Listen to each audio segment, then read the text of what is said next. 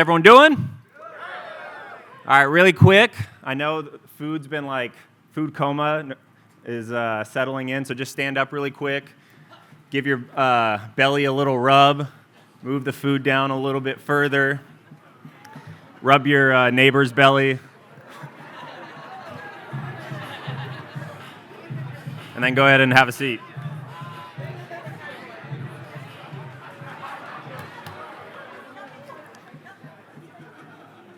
All right.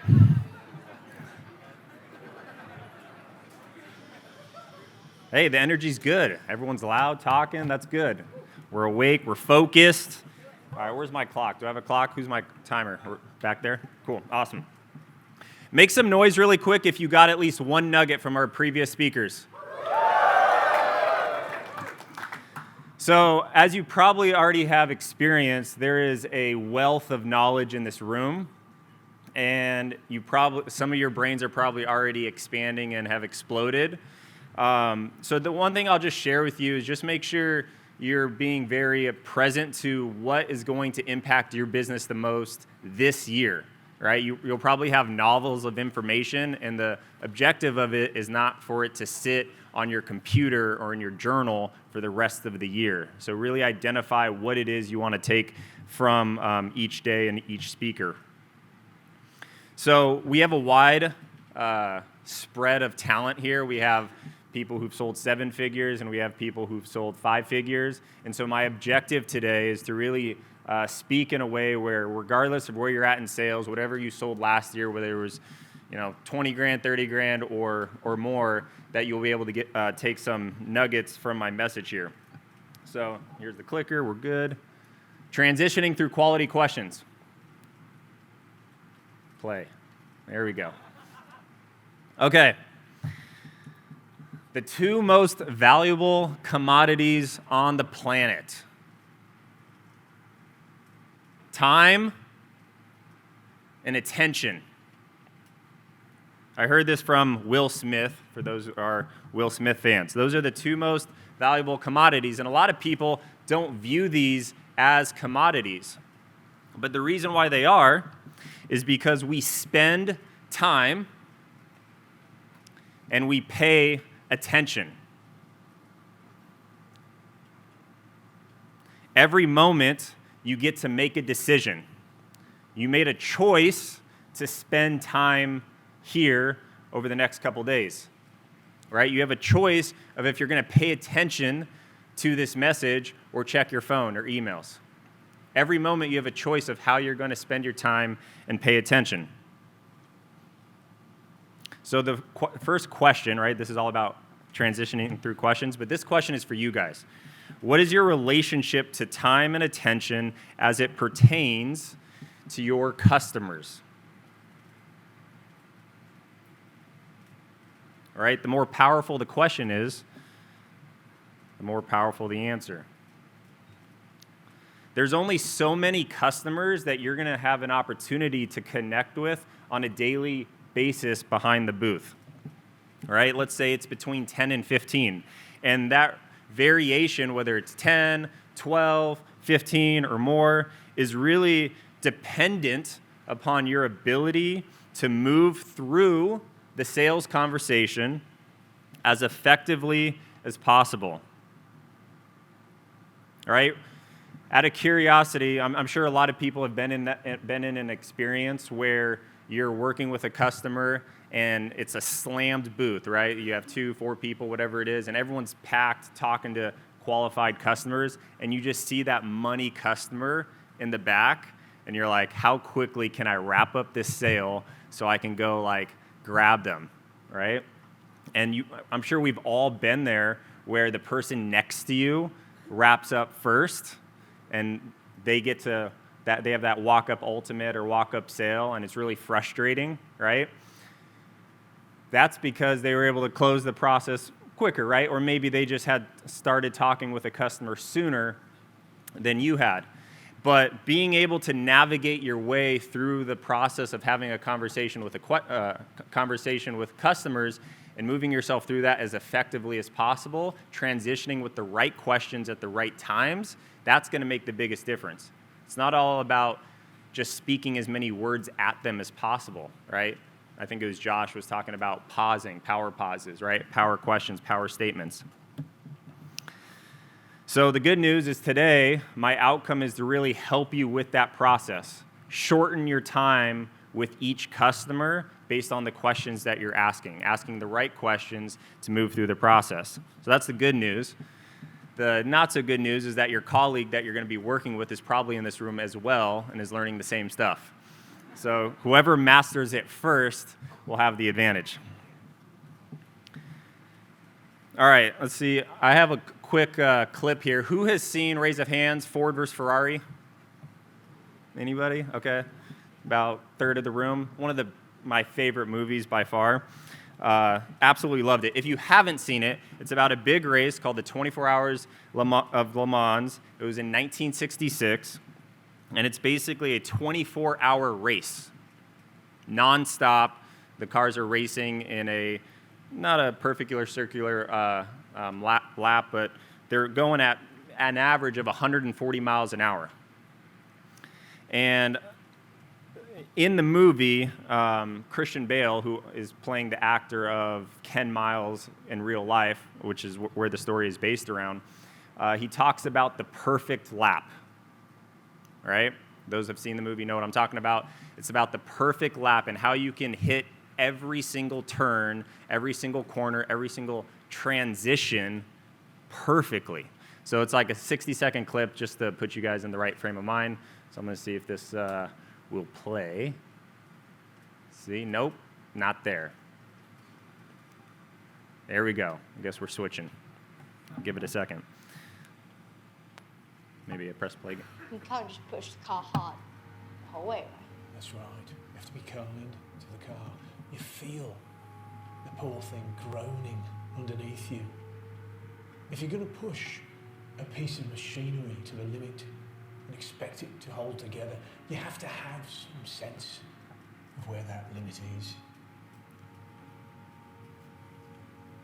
Look out there. Out there is the perfect lap. No mistakes. Every gear change, every corner. Perfect. You see it?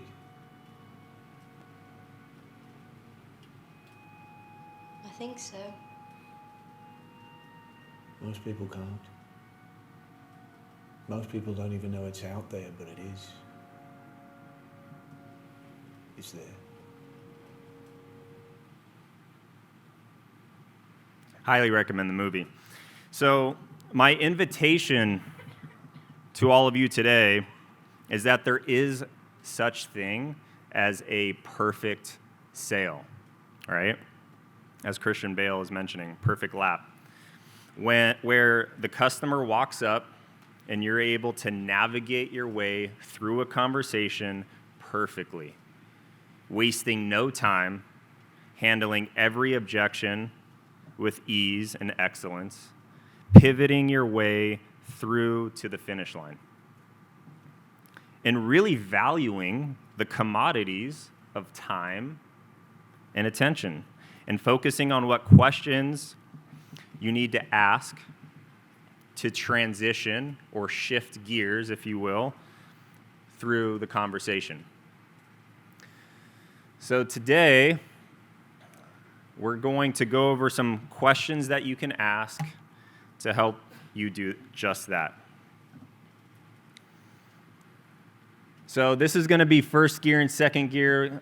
As you can see, there's a theme here. And as I go through this, just as a reminder, I know there's some very talented people in this room, and then we have some very new reps as well. So some of these questions, if you're talented, maybe you've heard this, maybe you use the questions.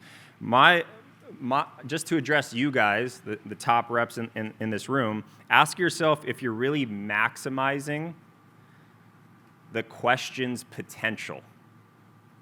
If you've heard the question before, ask yourself if you're maximizing the question's potential. Is it making the largest impact that question could have with your conversations with your customers?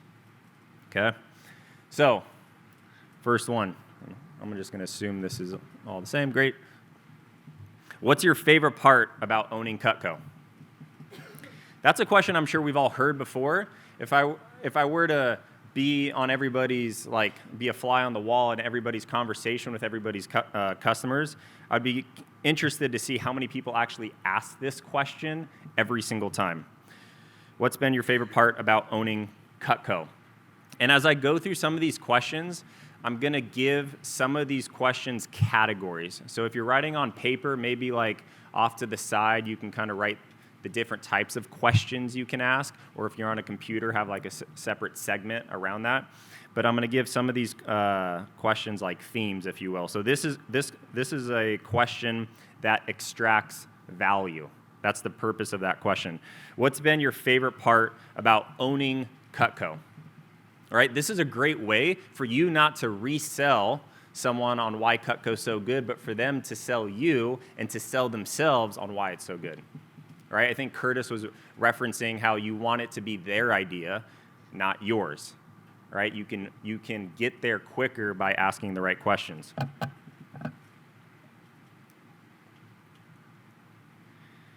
Have you ever seen an ice cream scoop that melts ice cubes, right? That's a very engaging question, right? Simple, but if someone's walking by, that'll get somebody to stop.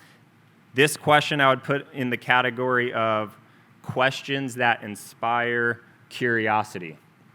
And the reason why I'm giving some of these questions themes is really one of my secondary outcomes is not just to give you some questions that you can implement right away, but give you the concept and the idea and the basis and foundation of a lot of these questions so you can come up with more on your own.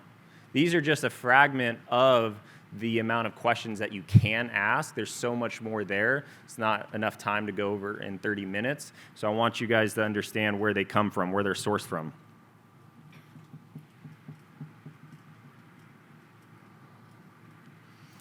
Would you ever consider adding Cutco to your collection? A couple things I want to highlight here. Don't say, have you ever considered? Ask, would you ever consider? Have you is past tense. And if they're walking up to the booth, maybe they've never considered it until this moment in time when they see something on the table. Have you is future tense. It's a very, small difference, but it's the small, subtle nuances that are going to have the largest impact. Another thing, there's a lot of people who've experienced being very lazy behind the booth, and it's the end of the day, it's been 12 hours, and you don't want to talk to anyone else, and so someone walks by and looks semi-interested, and you ask the question, have you ever considered adding Cutco to your collection? Before you've even had any type of interaction with them, that's the first question you ask. That's such a way to shoot yourself in the foot. Because if you haven't even shown them anything, and you're asking them that question, the only time they're gonna say yes is if they already have something on their wish list, which is 10% of the time, maybe. Right? So instead, be disciplined, right? Josh talked about discipline. Be disciplined and get them engaged by asking them, or not by asking them, by showing them a few products that they don't have yet that they can get really excited about. Once they're intrigued, once you show them a hearty slicer or a cheese knife or a cleaver or whatever it is, and they're like, ooh, this would be nice to complement my current collection, then you can ask the question, would you, right, future tense, ever consider? And it's such a gentle question, because that's not even saying, would you be down to buy it right now? That's just would you ever in the future, potentially, right? Right? You want to get them to say yes to as many questions as possible.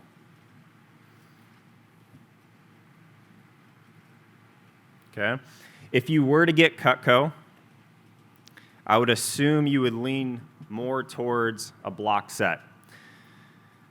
All right, this is where you're guiding your customer. Curtis talked about that too. You want to guide your customer in a certain direction, okay? And I have another question below this that they bounce off each other, but I wanted to post this one independently because sometimes customer doesn't know what's best, and sometimes you can guide them in the right direction by saying, hey, I'm assuming you'd probably lean towards a block set. Now, the follow-up to that is something that probably most of you guys use, which is if you were to get Cutco, would you lean more towards a piece package or a block set, which is what most people do, right? The part that says, which is what most people would do, that's your social proof, right? And then instead of saying a few pieces, say piece package, right? You're setting yourself up for a higher level of success by saying a piece package versus a few pieces. A few pieces means 3. A piece package means more, 5, 7, 9. Right? And those last 2 bullet points, they're both good to use. When do you use each one? Well, for me, if I can tell the customer's qualified and I can tell they could afford a set and they have bad knives, I'm probably going to ask that the 4th bullet point down. If you were to get Cutco, I'd assume you'd lean more towards a block set, right? Like assumptive. Or if it's hard for me to get a read on the customer and I'm not really sure, right? You don't want to waste your time going in one direction. Asking the option, right? Would you lean more towards a piece package or a block set, which is what most people do? Most people want to do the popular option.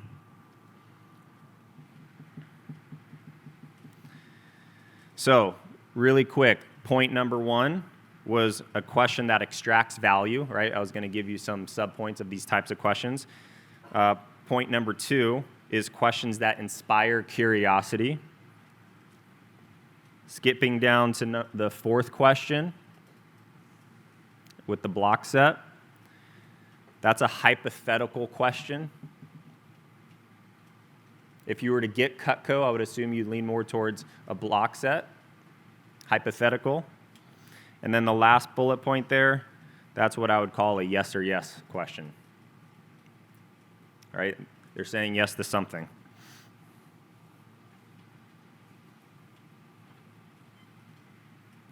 All right. Now we go into 3rd and 4th gear, the pre-close.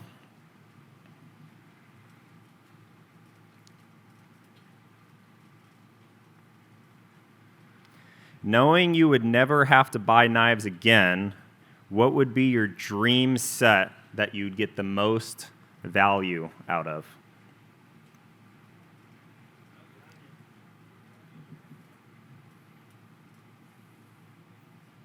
I think that question states itself. That's good. All right, moving on. Would you get more use out of 12 or 24 place settings? Right? That's a yes or yes question, so I'm not going to repeat some of the type of questioning. But this is a great way to already assume that they're going to say yes, and it's just a matter of how many.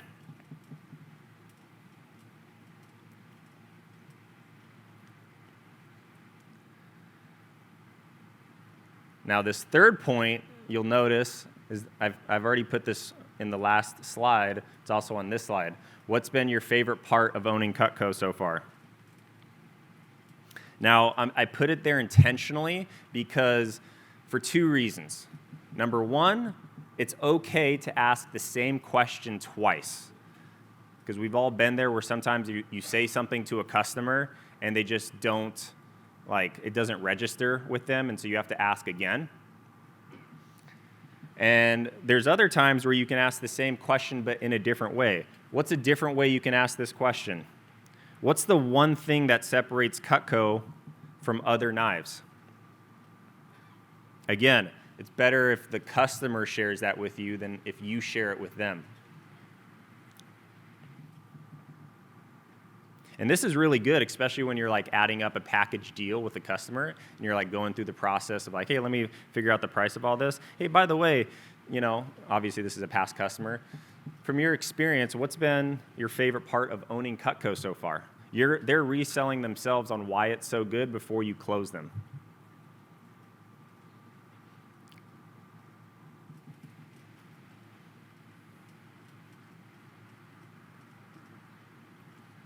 And then last one here, if you have ever been to a friend's house,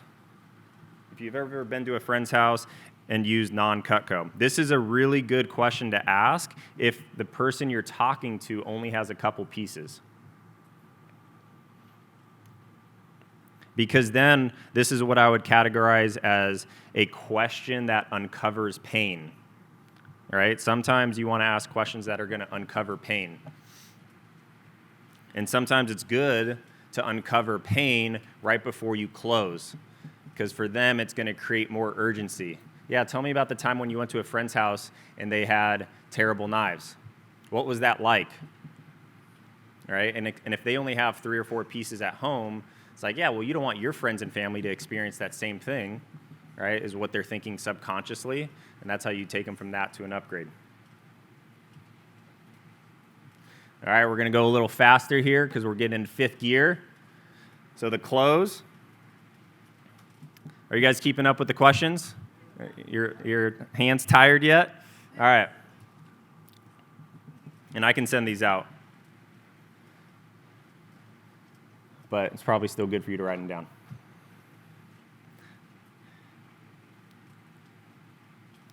Don't ask for the order unless you are confident they will say, it should say yes. So obviously that's not a question, but there's a point I want to make there. This is advanced, but I think you guys can all take it, is you don't want to ask for the order unless you're confident they're going to say yes. Don't just, there's times I'm working with customers and I get to the end and I just know that if I ask for the order right now, they're going to flat out say no and say I need to think about it. You guys have all probably felt that and experienced that, all right? In moments like that, circle back around to like value, right? Or pain, right? Something painful around not having Cutco, or something valuable about owning Cutco. All right, don't just go into the close knowing that they're going to say no right away. Now, the reason why there's an asterisk there is because there are some situations, right, where it doesn't matter how much value you build, how much it logically makes sense to the customer, they're just that type of personality where they're going to give you an objection either way, right? And those advanced in the room know what I'm talking about, and maybe even those who have been in the business for a couple years. So if you know they're going to give you an objection either way, sometimes I'll ask for the order before I do all my value selling, because they just need to feel good about saying no. They don't need to feel good about saying I need to think about it, right? And if you can get comfortable with the objection and be like, great, now we got the pink elephant in the room, I need to talk to my husband. Okay, now that it's out there, let's have a conversation about it, right? Versus trying to beat around the bush. And that's a whole talk in itself, but I'll leave it there for now. All right. Is there anything else you could see yourself adding to the order? And this is what I would call an assumptive question, right? I'm assuming that there might be some other stuff you'd want to add to the order. And this is good to do during the close. This is one of the things I picked up. Matt has been very good about mirroring me in this. And so at the end, instead of just asking hey, black or white, cherry or honey finish, table knife, steak knives, what kind of credit card, et cetera, right? All those soft closes, option closes. You finish by saying, great, well, is there anything else you'd want to add to your order? Is there anything else you could see yourself adding to this order? Right? That's assuming they're already purchasing whatever it is you've been talking about, and now it's just a matter of what else you'd want to add to the order on top of that. Right? That's a really good, gentle, but strategic question you can ask.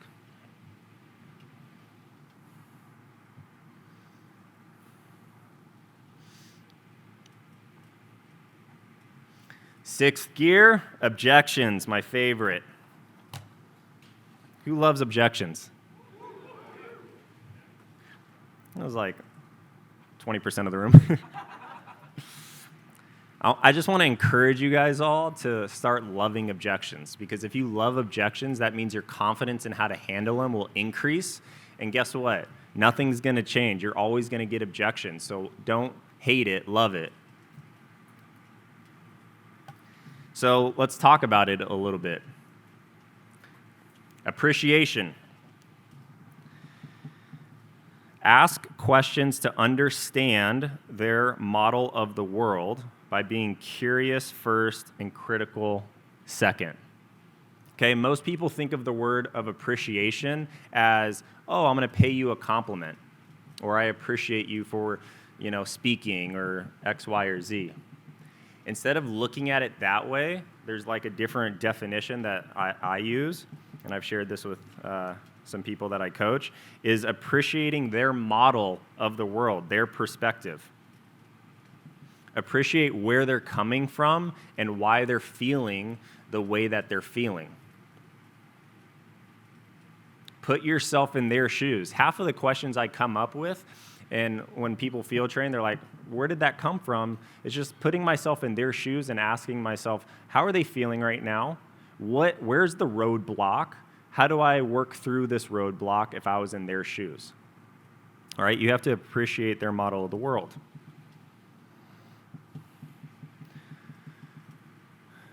All right, I need to talk to my husband. I'm sure you guys love that objection. And most people are going to say, well, you could talk to your husband, but, you do all the cooking, right? If you could you make the decision on your own? Blah, blah, blah, blah, blah, go through the pitch. And it's not bad, that works sometimes. But instead, ask a very simple question. You can absolutely talk to your husband. Just out of curiosity, why do you need to talk to your husband? Wow, mind-blowing. And they're literally going to give you the information you need to problem solve why they need to talk to your husband. All right, this is appreciating their model of the world. All right, the question of why is curiosity-based questioning. All right, curiosity-based questioning. Your other favorite couple objections there. I want to talk, I want to walk and think about it. Walk around and think about it. Great, you can definitely do that. Just out of curiosity, what is it that you need to walk around and think about? All right? Instead of, how do you normally handle the objection? Yeah, you could, but most people go into this black hole and you never see them again. And, I would love to earn your business while you're here. By the way, that's all great. Those are all great lines and a great way as a rebuttal. But why don't you ask why first? All right? They're literally showing you their hand without realizing it. Same thing. Do you have a card? Absolutely. Just so I know, why do you need a card? Is it something that you're actually seriously interested in? Could you see yourself getting Cutco eventually? Great. What would be the difference between getting it now or later? All right, there's so many questions, right? But I only have a couple minutes.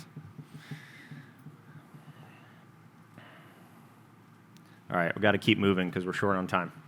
All right. Great. Part 2 of objections.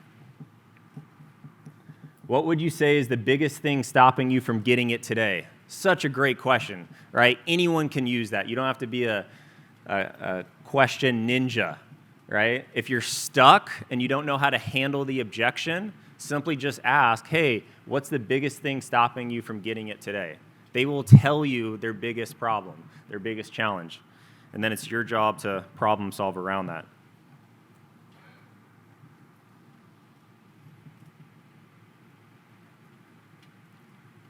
This is my favorite one. If there was a solution that involved you picking up this set of Cutco, what would that look like? Remember, Matt, when I came up with that one? Oh, that was great. If there was, right, hypothetical, this is a hypothetical question. If there was a solution that involved you picking up the set of Cutco, what would that look like?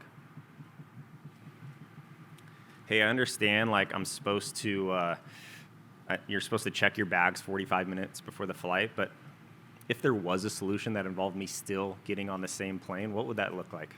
Right? You could apply this anywhere in life, not just with customers.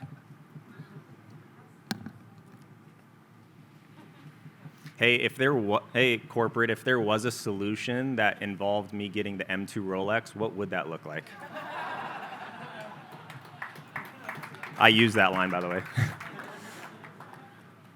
All right.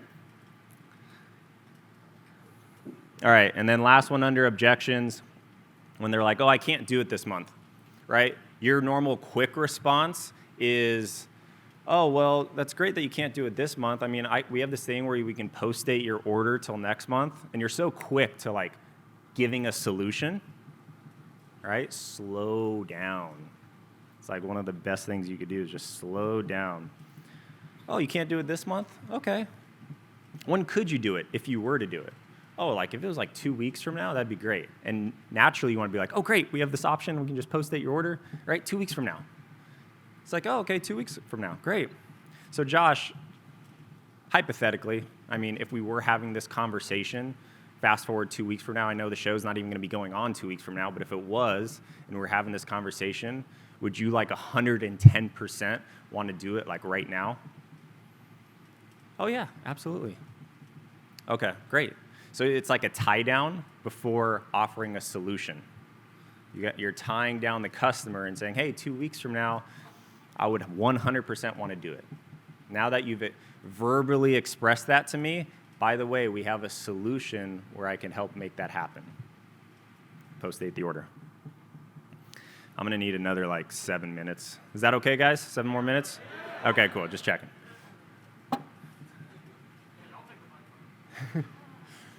That way no one can get mad at me. You see that?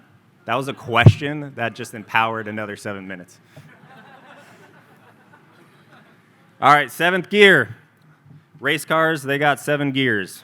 Okay, so upserving. And I'm not going to spend too much time on this because obviously Josh did an excellent job in his message, but I just am going to add a couple quick things here that I had. If you could wave a magical wand and pick out anything of Cutco that you would want for your kitchen, what would it be? The reason why this question is so powerful is because it has zero obligation for them to purchase right then from you. It's really just a fun exercise for you to give them permission to share with you authentically anything they would want, anything they would be interested in. Right? And then as they're sharing that with you more and more, right, you're secretly building this massive wish list.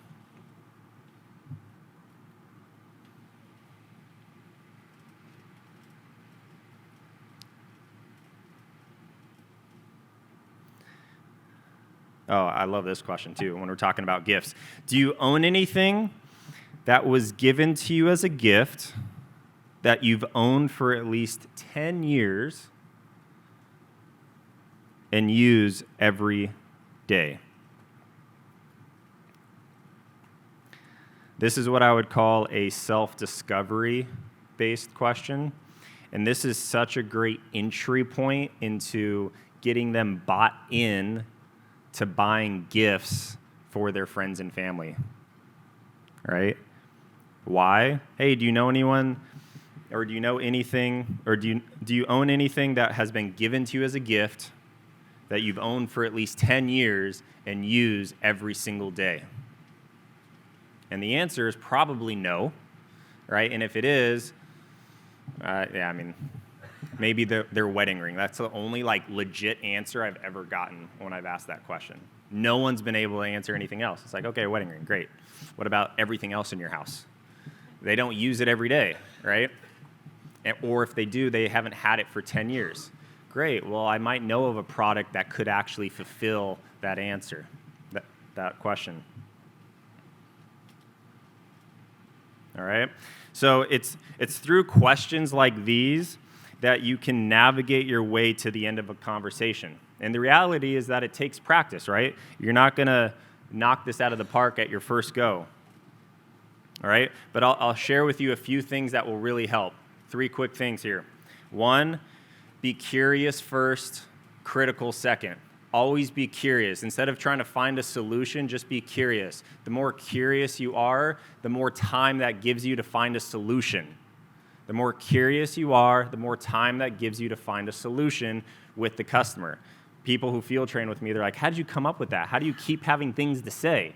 So curious first, critical second. Number 2, listen with the intention to learn and understand where they're at the present moment.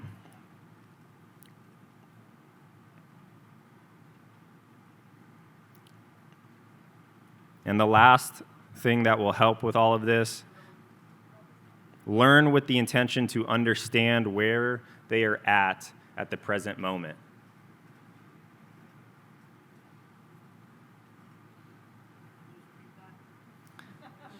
Listen to understand where they are at the present moment. Listen with the intention to learn where they are at the present moment. And then the third, understand that the customer might not always know what's best for them. Serving them at the highest level sometimes means to deframe their perspective and reframe their way of thinking. Okay, you've heard the word preframe a lot, but have you ever deframed their way of thinking? Oh, I don't do blocks. I don't have enough space. Deframe their way of thinking. Oh, I don't do stainless steel cookware. It sticks. Deframe, and then reframe. Break down and then rebuild. Right? These are examples of customers who don't know what's best for them all the time, right? Oh, I have 4 people in my family, so I need 4 table knives. Deframe, right? And reframe. 8's probably better because I assume you have somebody come over every once in a while. All right? These are all things you can do in the pursuit for the perfect lap. So, I'm like -7 minutes here, so I'm going to wrap up here. The perfect lap in that movie, Ford versus Ferrari, was 3 minutes and 30 seconds, right? He accomplished that. Ken Miles accomplished that in a 24-hour race. What makes him great is that even though the race was 24 hours long, he was focused more on one single lap, 3 minutes and 30 seconds of a 24-hour race. It's a lot of laps. And he was obsessed of how he could create the perfect lap. So, for you guys, regardless of what your goal is, $100,000 or $1 million, what would it look like if you focused on creating the perfect sale and being obsessed with creating the perfect sale to transition your way through a customer to the finish line? You do that, and you'll hit your goal for the year. Thank you, guys.